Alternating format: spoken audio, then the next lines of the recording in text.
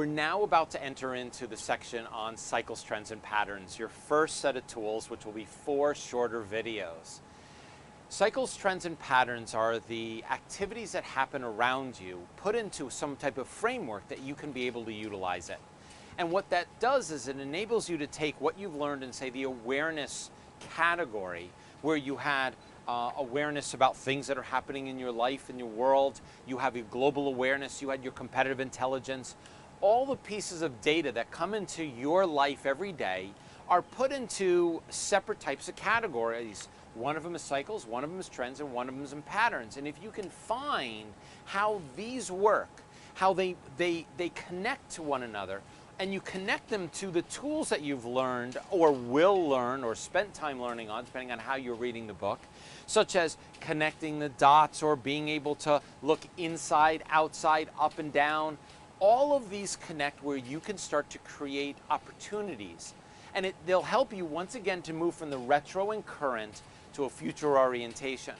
What's great about today, in today's times, is today's 2015. We've been doing these videos for a while.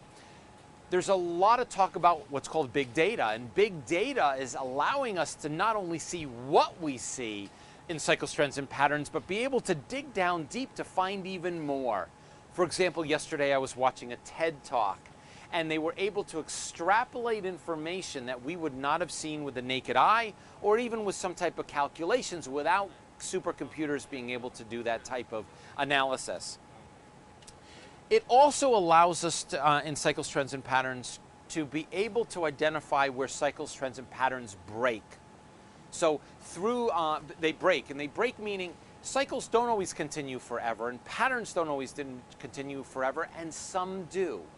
So this chapter this section is going to give you a whole new set of tools that will enable you to see something differently than you did before. But before I go and we start on the first one, I'd like to share with you this.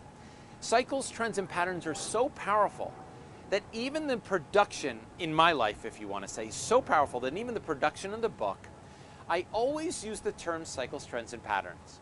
And for some reason, at one point, Lori, who was helping me write the book, you saw her as one of the writer in Writing Paid to Think, she would sometimes modify it to a different orientation.